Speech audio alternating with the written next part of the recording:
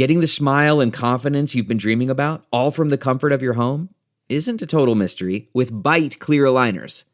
Just don't be surprised if all your friends start asking, "What's your secret?"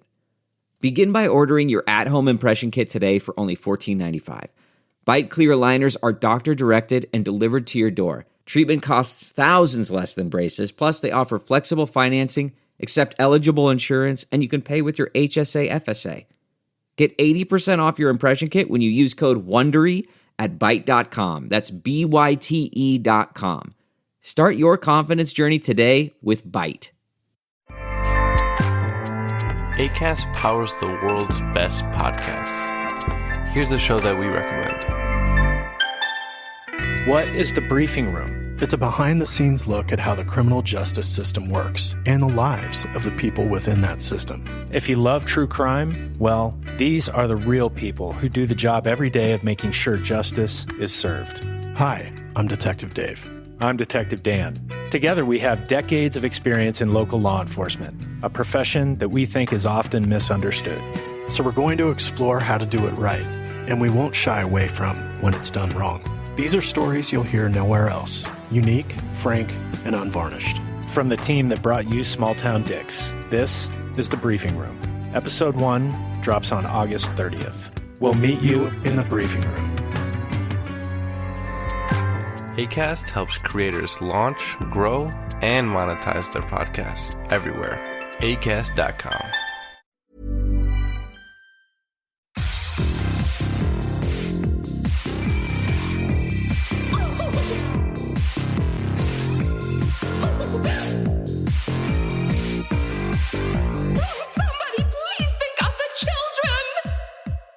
And welcome back to Little Cuts, our weekly mini-sode where we dig into all the things that we've been watching and or enjoying, hopefully. I'm Terry. And I'm Mary Beth.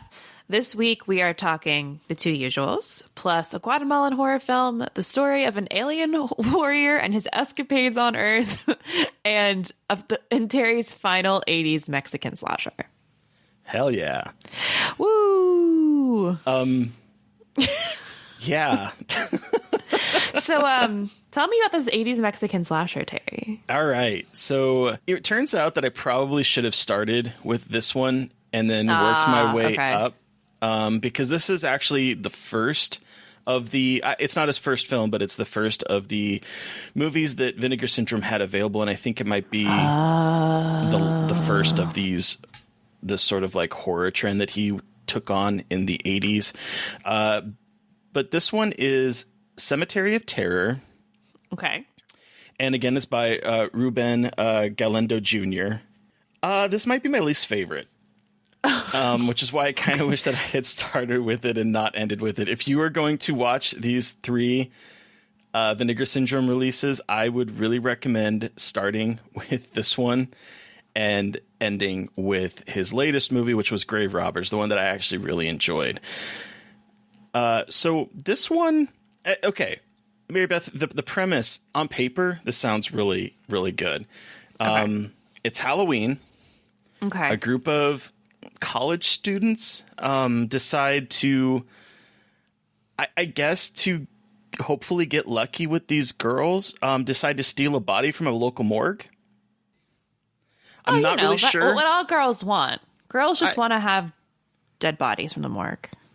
I thought that was the case, but I wasn't quite sure. So I was hoping you'd be able to educate myself, because I was a little confused on how this was going to work out, because it first started out that these guys are like, oh yeah, we're gonna have what they call a jet set party, the only word in English that's spoken in this movie, because it is in Spanish. But they're like, yeah, we're gonna go to a jet set party, except that it's not a jet set party. It's a party at some house by a cemetery that is empty, and it's just them and the group of girls, because the guys are trying to get lucky by lying to the girls, I guess.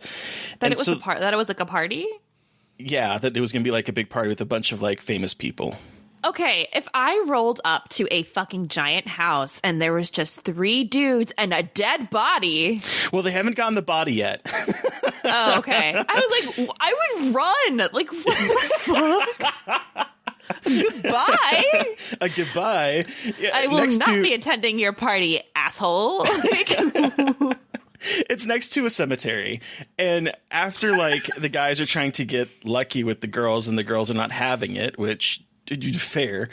They decide to. I guess they're medical students, and they decide to steal a body from a morgue. Okay, quick aside. How often does that actually happen, do we think? We should find people who are doctors who listen to this. Have you done it? I've seen 2 movies now in the last month that have this as a plot point, because that's also a plot point in the very beginning of Terror Train. Oh. So I don't know. Maybe that's why people go to medical school, to steal bodies. I mean, but so I guess backing up a little bit, in this abandoned house, they do find a book of incantations. It's a satanic book because everything in all 3 of these movies is about Satan and religion.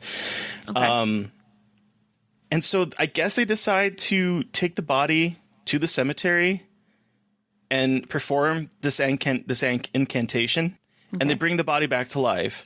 Unfortunately for them, he was a vicious serial killer. Who was also a Satanist. Oh. And now he is continuing. It does sound rad, though. I will say that everything that you're telling me, I do love. The only very problem sad. is that by the time that I say that they bring him back to life, we're now 44 minutes into the movie. One of those. It has taken 44 minutes to get to this point. Not unlike our Giallo we're talking to. Oh my God. Okay. And then he slowly starts to like go after them, and there's, death and murder and everything, and he has telekinetic powers. Oh. So it's kind of interesting, but then all of a sudden it's following an even younger set of like preteen / freshman year high school kids, and now we're following them for the last half of the movie, all while the parents are also trying to find the kids. All while the police officer who's being roped into doing this because of the some doctor who somehow knows that this serial killer wants to live forever and has ties to Satan. So you have like all these people like converging on it, and it's a lot. It's a lot. Yeah, and then it turns into a zombie film at the end. Yeah, okay, never mind. That so sounds aggressive. There's a lot going on in here, and it just takes a whole long time to get going. Once it gets going, it's interesting, and then it sort of like loses interest and then picks up interest at the last like 20-ish minutes of it. How long is this movie? Hour and a half. Oh God! Wow, so much happens. So much. So much. So yeah, I think of the 3 movies that I saw that this guy did. He did this one, Don't Panic, and Grave Robbers. I think you should watch that in that order: Cemetery of Terror, Don't Panic, and The Grave Watchers, if you have these and are interested. If you don't, I would pick up maybe Grave Robbers and maybe pass on these 2. Unless you're a completionist like I am. Isn't it so funny how we buy these Blu-rays without like ever watching the movies, and then watch them and be like, oh, I own this, I guess. And then we're just happy that we have it. Like, it's so funny. Yeah. Yeah. Like, so much like boutique genre horror is like, oh, this looks cool, and you buy it and you're like, should I watch it, or should I just pretend that I've watched it and I know that it's good, so I don't just have it like sitting on my shelf? Right. I mean, for someone, this movie is going to be great. These this trio of films are going to be great. And I'll be honest, I'm glad that I watched them, simply because my knowledge of Mexican horror cinema is very true. Nil. I mean, like, I was trying to honestly think of a Mexican horror film that I've seen other than Tigers Are Not Afraid. Because even like Guillermo del Toro's films, I believe all of his are European Spanish. No, he's Mexican. Is he? I thought like he is Mexican a lot. Like because Pan's Labyrinth is set overseas. Pan's Labyrinth is in Spain, but I don't think Devil's is Devil's okay. I don't think Devil's Backbone is. Okay. But Pan's Labyrinth takes place during the Spanish Civil War. Mm-hmm. But yeah, he is Mexican. No, Devil's Backbone is in a remote part in Spain during the Spanish Civil War. Oh, well, psych. I just looked it up. Huh. Yeah. Well, I'm full of shit, apparently. Whoops. Where does Kronos take place? Veracruz. All right. Well, yeah, I don't know. I got nothing. Because I guess he does a lot of stuff about the Spanish Civil War and like Yeah. horrors of that. But but there really aren't a lot of Mexican horror movies though. Like just, even if Guillermo del Toro is like considered one, Right. I mean, even let's consider, even if he is considered one, then still not a whole lot, right? I mean, I can count the filmmakers on one hand now that I've seen, I think. Yeah. And I might be missing some that I've seen before, but like I was racking my brain trying to think of the last time that outside of Tigers Are Not Afraid that I've seen, a Mexican horror movie. And I have one recommendation for people who haven't seen like a lot of Mexican horror. It's this anthology film called Mexico Barbaro. Gigi Salguero, I'm so sorry. Gigi Salguero's one of her shorts is in it. And not all of the shorts are amazing, but it gives you a kind of a really cool look at the landscape of horror in Mexican filmmaking. I think, at least. And it's a more recent one. yeah, she is someone that, okay, so I take it back because she did do the Into the Dark, the Hulu series. She did one of those episodes that was actually really good. Yes. For a series that has been kind of hit or miss, that was actually a really good one. Because I saw that I want to say it was Cinepocalypse like 2 years ago. Yeah, I saw it at Cinepocalypse. And that was actually really good. That was really, really good. I'd like to see more from her. Yeah. I'm getting off to, and now I'm looking at like horror movies from Mexico, and there really aren't that many. Yeah, and I don't honestly know what Mexico's film scene really looks like. I'm actually not that familiar either. Oh, they did We Are What We We Are What We Are, the original, is a Mexican horror film that I need to see. Okay, I've That not is seen one. that. Have you seen the English version? I haven't seen either of them. Okay. Cannibals. Cannibals, right? Oh, Beelzebub. Beelzebub was Mexican. Oh yeah. The Untamed, which is possession. It's like like possession. Yeah, I love that movie. The Untamed. Yeah. Oh yeah. Okay, you've seen it. Okay. Have you seen it? And then, The Untamed. I love it. I bought it.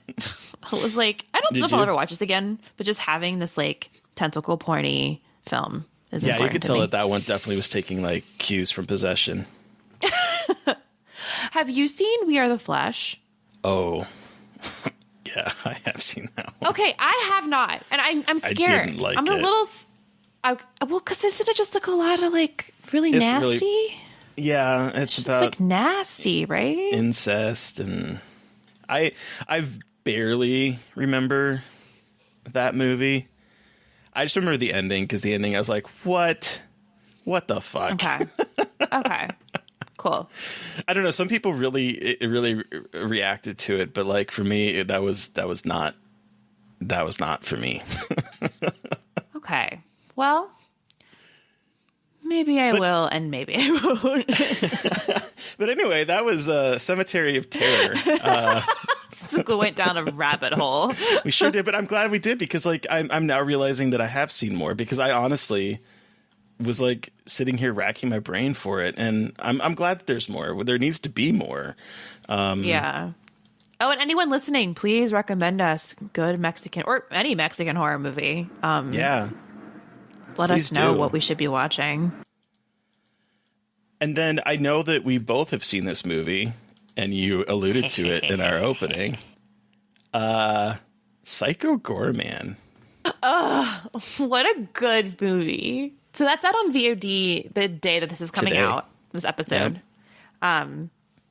It is lovely. It's Scarred for Life approved. It's Scarred for Life approved. So, Terry, what is Psycho Goreman about? Let's let everyone know before we just start gushing about it. It is about this ancient evil who is sort of like Thanos, who has plans to destroy all of civilization across all the galaxies. And he ends up being imprisoned in a gem amulet thing that gets deposited on Earth. And then many, many years later, he is discovered by a very young girl and her brother, who end up basically Harry and the Hendersons-ing. He becomes their servant, unwitting servant, and he doesn't like it. It goes from there, and it's a lot of fun. It is so much fucking fun. It's very lo-fi with the effects. I was like, but that's the thing, that the effects are so lo-fi looking, but also really, really well done. Yeah, Like oh my god, the way that Brandon Kostanski directed this. He did The Void. He made this ridiculously complicated world for a horror comedy that isn't as hard sci-fi as he made those puppets look, and it's very interesting that he just like went all in. Yeah. Yeah, and you know, the monsters are definitely like the Power Rangers ilk, where it's like people in rubber costumes, but they're like R-rated and gory and fantastic, and the actual like death effects when he is ripping people's heads off and people are falling into pieces is actually really, really good. And it makes like this weird dichotomy between like really explosive and gross and cool like gore effects mixed with creatures that, if they weren't so R-rated, could be in a Power Rangers movie. And it's so delightful. It's so delightful. It's so dumb. It's so fun. Psycho Gorman is amazing looking, and the person who plays him is hysterical. And Mimi, the little girl, is an little absolute sociopath in training. shithead. And I love her. And they're a perfect pair. They are a perfect pair in this movie. It is just so delightful. There are musical numbers.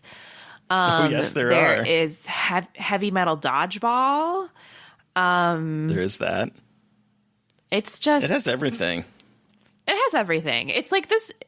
It's a good movie to watch now, I think, because it's guaranteed to make you smile if you like this kind of stuff. And you probably do if you listen to this podcast. It just made me smile. Like, I just forgot about my woes for like an hour and a half and just had a bloody good time.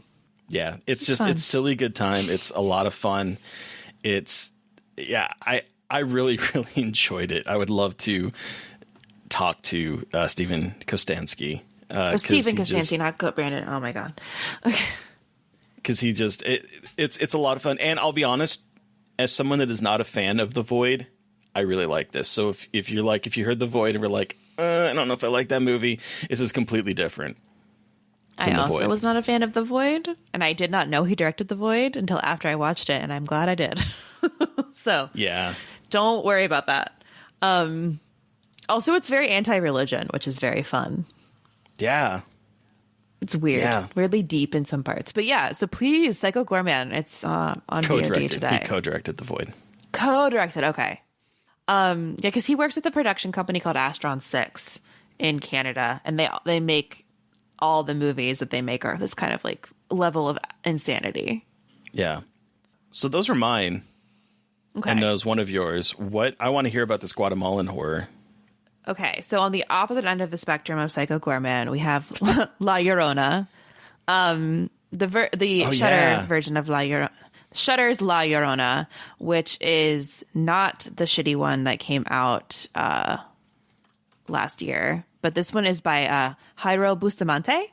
This is a Guatemalan film about a general who is a war criminal who has committed genocide against the indigenous peoples of Guatemala.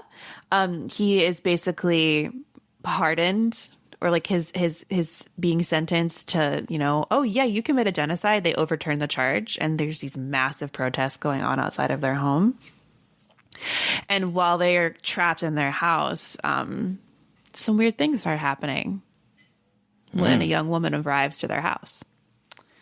So it is Mwah. It is gorgeous. It is very political and very haunting. It's not the kind of scary you would think. It's not like a lot of like spooky ghost things happening. It's very dread filled, atmospheric. A lot of the beauty, I think, comes from these like this movie loves its long static shots. Like I was thinking, of course I was, about how it uses such like important elements from found footage, like freeze framing, not freeze framing, but static shots and like moving around a room very slowly, and like things popping up maybe in the back of the when you're looking at the image. So it's really well done. It is scary, but again, it's the way that it has been described, and I think similar to like what I talked about Seder, it's like Hagazusa vibey, like very slow.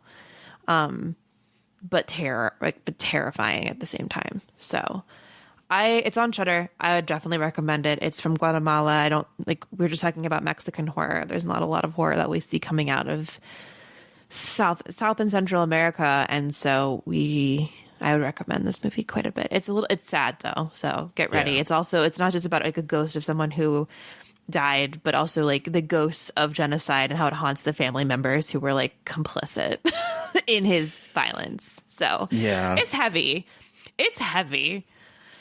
So the thing that I want to watch this movie, and I meant to watch it last year when it came out, because this is like the third in his, and it's like a trilogy of films that are exploring like issues in Guatemalan society.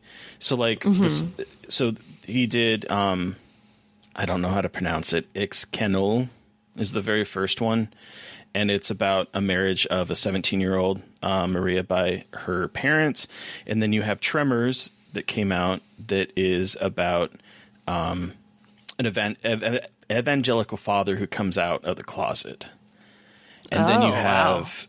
And then you have La Llorona. And I think La Llorona is the only one that is considered horror, but like all three are part of like this trilogy that is exploring societal things within Guatemala. And so I've really wanted to watch all three. It just seems like daunting.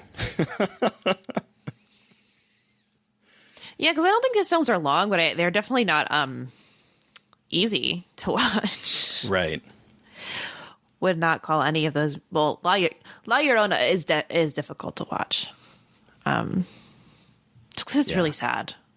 I believe it. I have a feeling that all three are deeply they depressing. Look pretty upsetting. It's very heavy subject matter in all three. Yeah.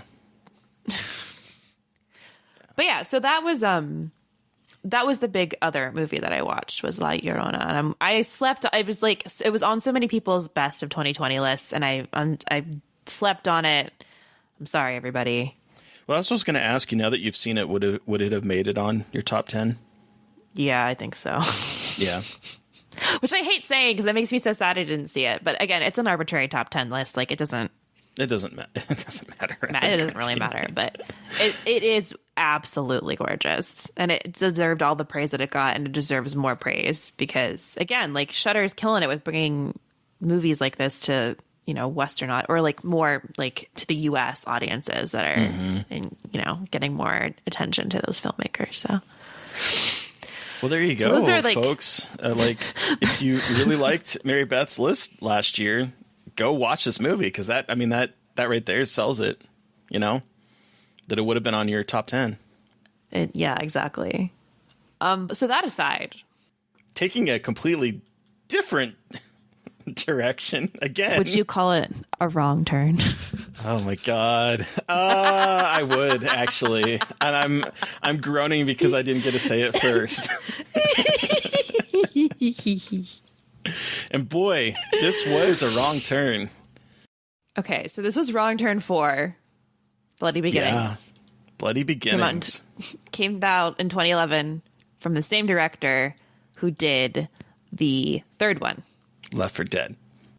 Well, it's funny because I was wondering at the end of the third one how they were going to do another one since the main evil character ends up dying at the end of the third one, which doesn't necessarily mean anything in this franchise or in a slasher franchise. But like, I was like, oh, well, they've killed off 3 toes. I think 3 toes, 3 fingers. I can't keep them straight. 3 fingers. They killed 3 fingers. So I was like, oh, so what are they going to do with, how are they going to bring it back for the 4th one? Well, they don't. They go back to the very beginning in an insane asylum where the 3 brothers are being held with a bunch of other deformed people, I guess. Yeah, they seem to hint that like there's so many inbreds around there that they have them all in an insane asylum. Yeah. That was the vibe I got. Although they do make a point that it is a sanitarium, not a sanatorium. So, oh, sorry. I mean, get it straight with these Wrong Turn movies, and that is for the medical treatment of people who are convalescing or have a chronic illness. But they definitely are portrayed as being insane in this. Yeah. Like, yeah. They're in like jail cells. Yeah, like solitary jail cells. Yeah. So except for the 3 of them for some reason. So yeah, so the opening It's really is cool. so good. It's so fucking cool. So the entire movie is about like a group of teenagers in the snow who end up at this old sanitarium place where they were keeping the brothers in the middle of a snowstorm, and that's pretty cool. But leading up to this is this amazing opening sequence when the sanitarium was not run down and abandoned, and boy oh boy is it a bloodbath. It is, and you know, it has a kind of lightheartedness to it. Well, what's the song they play while they're doing? You know, I tried to Shazam it and I couldn't pick it up, but it is like, is it a classical it is song? Blue Danube Waltz. Yes, number 314 by Strauss. Yes, and they basically escape their cells, they being the patients, and wow, they really go to town on the doctors. Oh my god, the one big doctor gets drawn and quartered with barbed wire. And that was both like really well done and also really gross. Yeah, so like the opening scene is really nasty, and I was like, all right, this is repulsive, but like in a good way, I dig it. And I was like, okay. But we also have seen in every Wrong Turn movie that it always opens with like some cool kill sequence and then goes down. I mean, here it does cut to a bunch of college students fucking, including an interracial lesbian couple. Like, yes, you go to 2011 straight to Blu-ray DVD horror film. Can't say that they didn't bring in the representation in one couple who the lesbian couple are having sex next to a straight white couple because they just all love to fuck so much they don't care that they are all in the same room together. A girl walks in the room and says, "You guys are a bunch of slut monkeys." I was dying. Slut monkeys. And then she gets invited into the pile and she's like, "No, I don't think so." But I'm like, you're a bunch of slut monkeys. It's the most 2011 thing I've ever heard. oh, jeez. And it, again, it kind of goes downhill from there. It's the thing is, like, it was not in the snow enough at all. That was my big complaint, is that this is not a winter. It does take place in winter, but this is not the winter horror film that I thought I was being promised. This is a sanitarium horror film. Like, this is them stuck in a sanitarium for 90% of the movie. Like, there's a cool scene in the snow at the end. The end is great when they're back in the snow. Yeah, it has a really funny little movie. "fuck you" at the very end, which I love. Oh my god, I love. But yeah, like it's mostly inside, which is pretty lame. Yeah, there are some parts, and I'm not really sure if they were trying to go for comedy or not, but there were some parts in this that had me laughing out loud. Like, there's a part where one of their friends is being filleted alive, and that's not the hilarious part. The hilarious part, like, that makes me sound really sick. But the hilarious part is the fact that that he is screaming consistently for, would you say like 3 or 4 minutes? Like, pretty much. Yeah, And like it's like screeching for help. the friends can hear him, and they are arguing over whether they should stay or go and help him as this poor person is being filleted alive. And I'm just sitting here like laughing at their indecision of whether is he do we go help him? Do we go? Do we stay up here? As he Meanwhile, is screaming. he's screaming, and the cannibals are making fondue out of his flesh. They literally are scraping off his skin and then dipping it into a hot bucket of oil and frying it on little forks. It's cannibal fondue. That was literally the only note I wrote down in all caps was cannibal fondue for this movie. Like, I had other thoughts, but that one was the first one. I was like, I have to remember this forever. Cannibal fondue. Yeah. Cannibal fondue. This is the wrong turn issue of great beginning, great ending, cool kills, nothing. Like, acting is just nothing. It's oh my just God. I had to write bad. down this line. There's one character in it that he's like, they're hunters, and now they're hunting us. They'll eat anything. Fuck. They probably turned Porter into a porterhouse by now. Yes. Like, how I'm saying this is how he says the line. Like, it is literally just like, they'll eat anything. Fuck. They probably turned Porter into a porterhouse by now. Like, And that like, is they how don't he's linger on the emoting. joke, and they don't linger on the joke either. I was like, did he just call him a porterhouse steak? And I thought that was kind of funny. And like, once I processed the joke, but it didn't happen for a bit because the guy, like you said, they're turning him into a porterhouse, and like,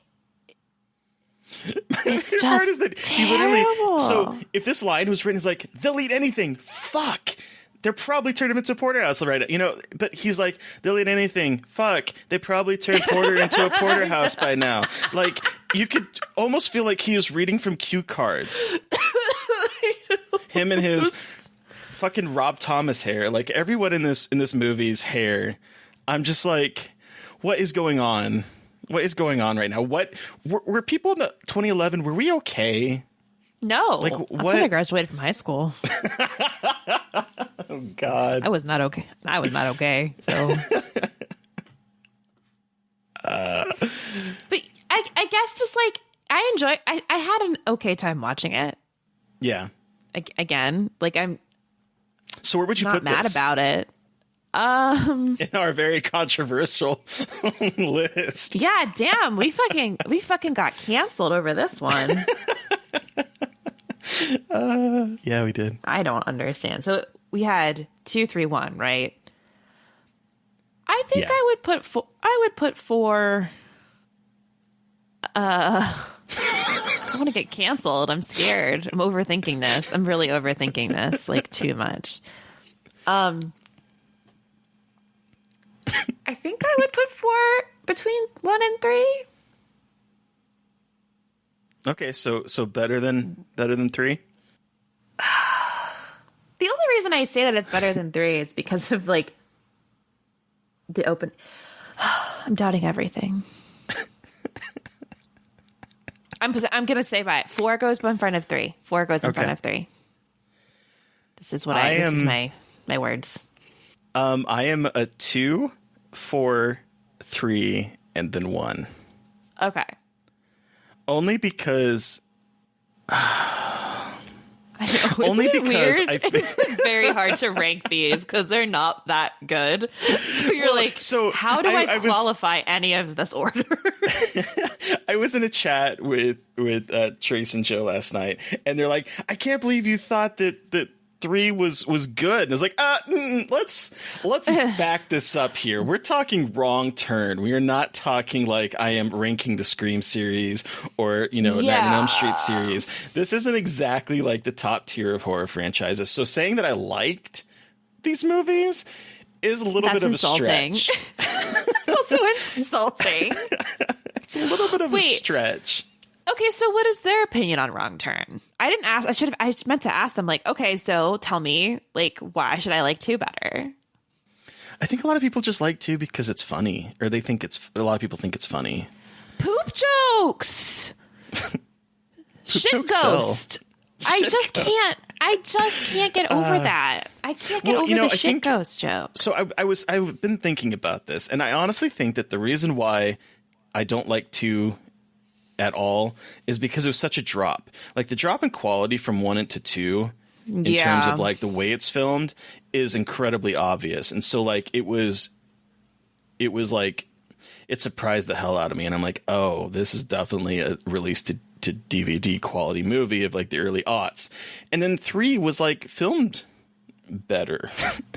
And I hate saying that because I love the director of 2. Mayhem is a really good movie. I know a lot of people love Joe Lynch. And I hate saying, but like I do think that 3 and 4 were filmed better than 2 was in terms of lighting, in terms of cinematography, in terms of the look of the film. I think they were filmed better, and that is why they are marginally better in my view. I feel like we're gonna get absolutely wrecked for these the opinions. Fact that 2 is like right now at the very bottom of the list. Yeah, we are. If you're not gonna get canceled for something, might as well be fucking Wrong Turn. If this is what I'm going to get canceled for, then that's fine. I'll get canceled for that. Okay, so looking at like the rankings on the internet, it seems that 1 is almost always number 1, 2 is at number 2, 6 is number 3. Really? And then 3 is at number 5 on this one. Oh my god, we are going against the grain. Yeah. Apparently 5 is terrible though, so I'm excited for that. No, that is what I've heard. I've heard that our next film, when we watch it, is not going to be good. I think they filmed it like back to back, and I don't think he had funding, is basically what I'm hearing. Oh, this one says that the third Left 4 Dead, the third Wrong Turn is the worst movie of this franchise. So, oh, this one has the second one as the best one. Oops. A lot of people love it. I hated it. I just thought the characters were insufferable, and I didn't think it looked good.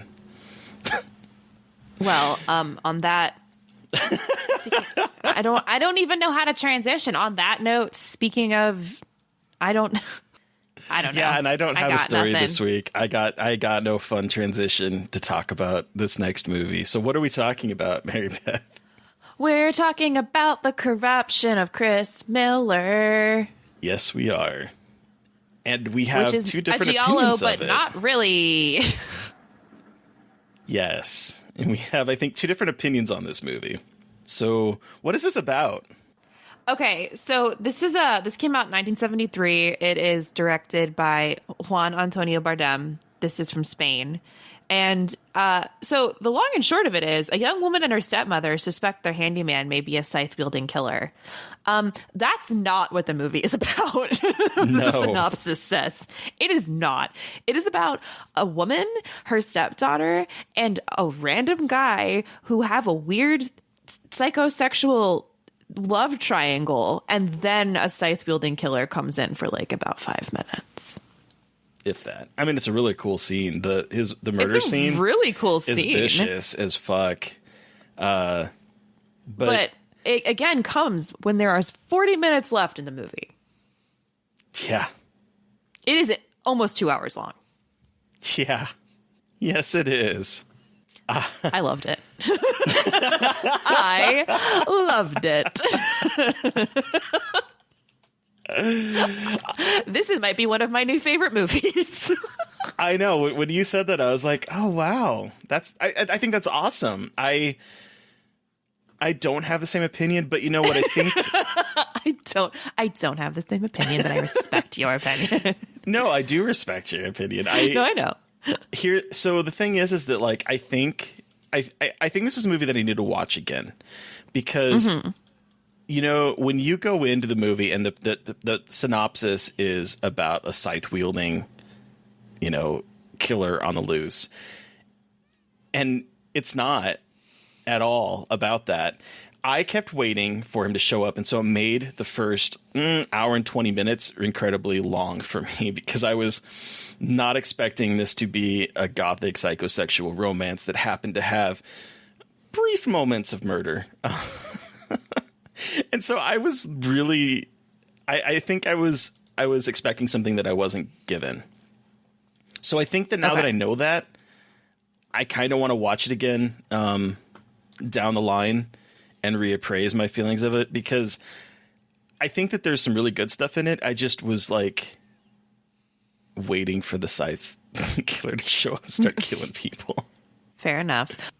But what I got was a psychosexual weird movie about a woman suffering from PTSD with a stepmother who hates men, but also is really horny. And, but like horny in like a bad way because also she wants to have sex with her ill stepdaughter. But it's this really weird gothic psychosexual love triangle that has a lot to say about mental illness and women's relationship with each other and men. And I thought it was just really, really fascinating and cool to watch and fucked up to watch 100%.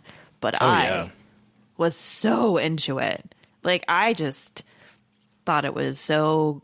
Jean Seberg plays the stepmom. She's everything. She does.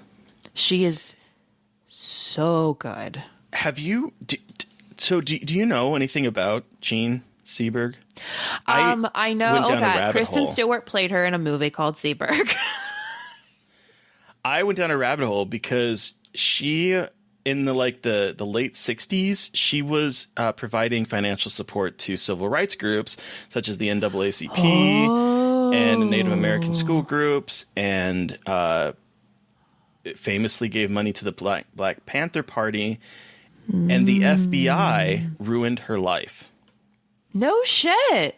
They used the COINTELPRO, I don't know how to pronounce it, COINTELPRO operation to harass, intimidate, defame, and discredit her. They said that when she was pregnant with a kid, and they said that the baby was fathered not by her husband, but by some member of the Black Panther Party.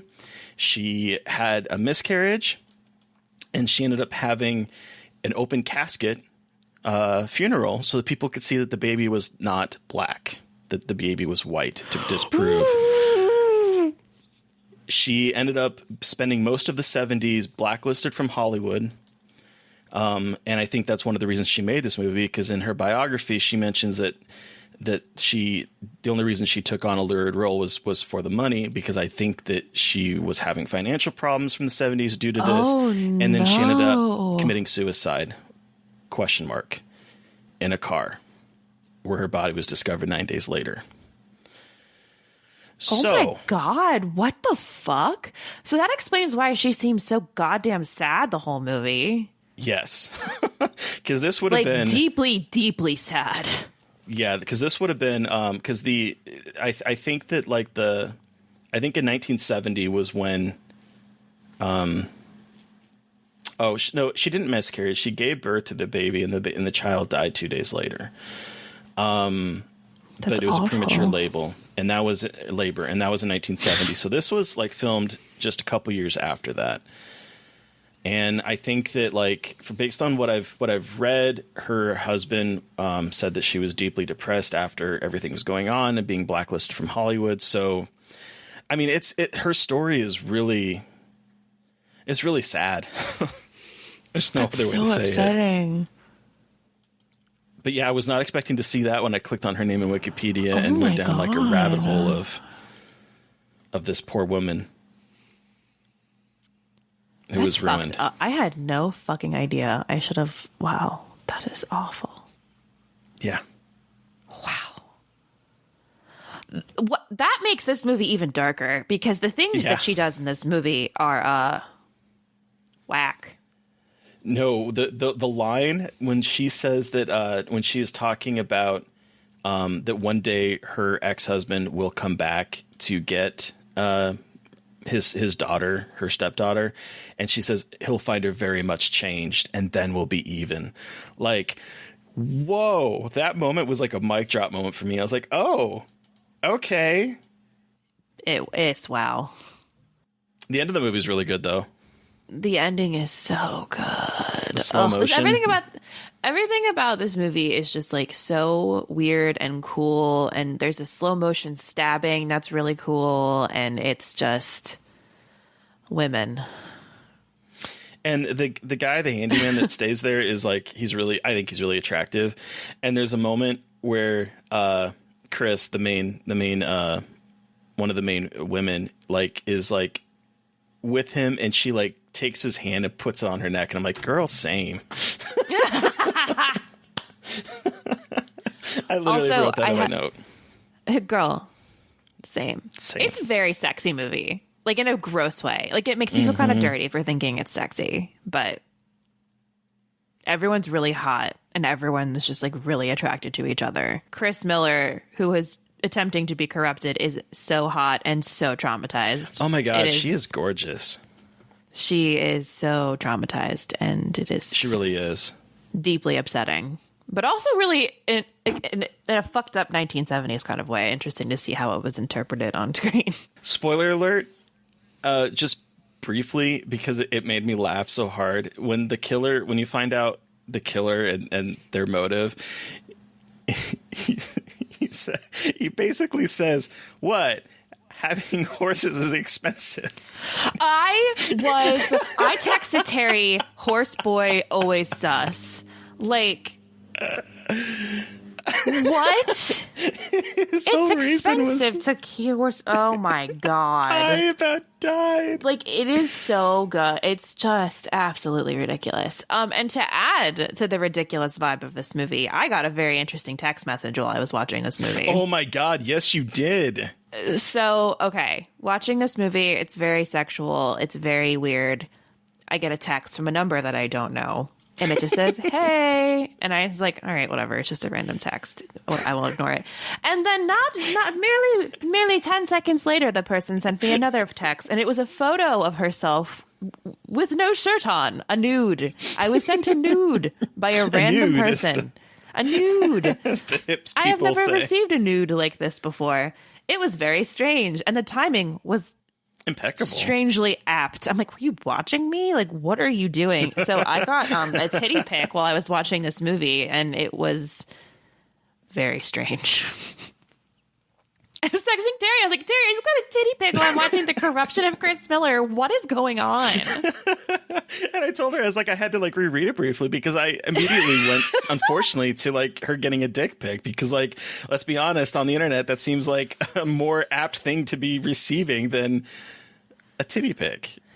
I hope that person realized it was the wrong number. They haven't said anything else, so like I don't know what's going on. I was going to ask you if they were like, hello. I never got anything. So yeah, wow. That's weird. Like icing on top of the weird sexy cake, huh? Yeah. Wow. So yeah, I do think that I probably do like this movie. It's just it's not what I thought I was signing up for in the beginning. Fair. So I do want to watch it again, and like now that I know what it is about, and reevaluate it, because like I know you really like it, Drew really likes it, a lot of people on the internet really like this movie, and I think it's just expectations.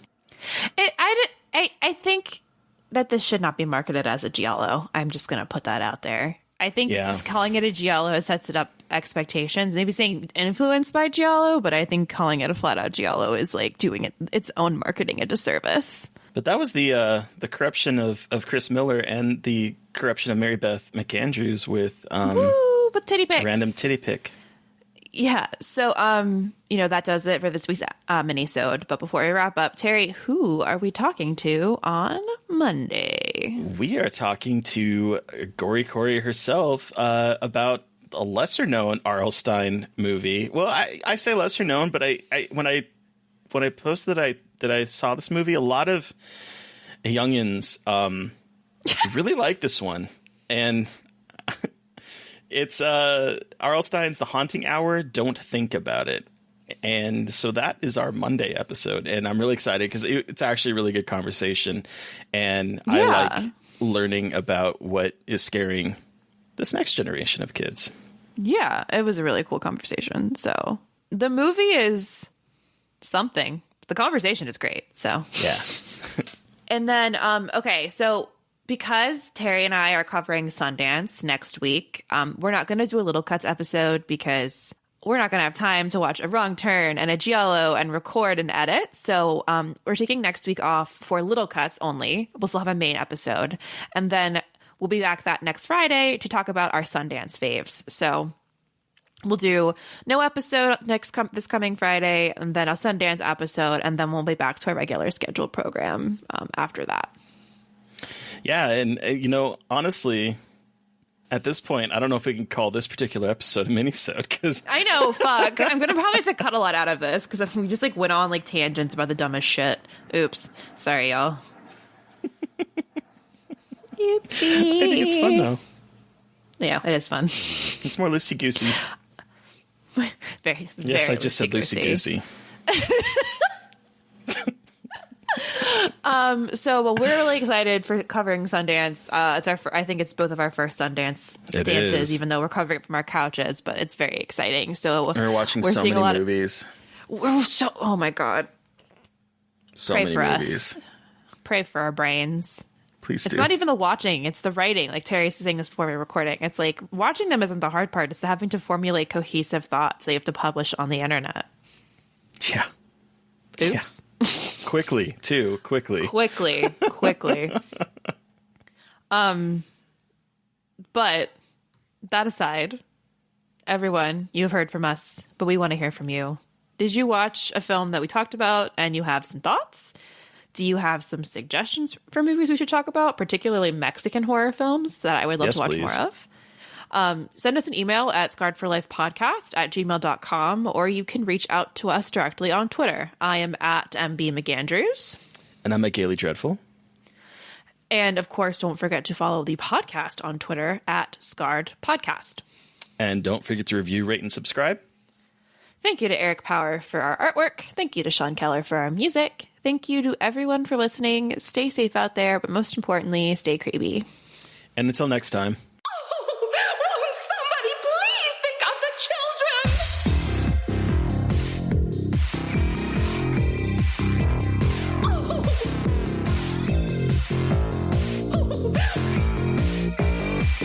Won't somebody please think of the children?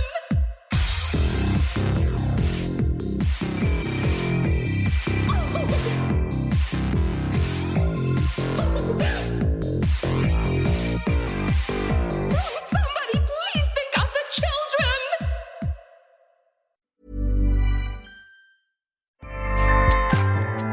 Acast powers the world's best podcasts. Here's a show that we recommend. What is The Briefing Room? It's a behind-the-scenes look at how the criminal justice system works and the lives of the people within that system. If you love true crime, well, these are the real people who do the job every day of making sure justice is served. Hi, I'm Detective Dave. I'm Detective Dan. Together, we have decades of experience in local law enforcement, a profession that we think is often misunderstood. So we're going to explore how to do it right, and we won't shy away from when it's done wrong. These are stories you'll hear nowhere else. Unique, frank, and unvarnished. From the team that brought you Small Town Dicks, this is The Briefing Room. Episode 1 drops on August 30th. We'll meet you in the briefing room. Acast helps creators launch, grow, and monetize their podcasts everywhere. Acast.com.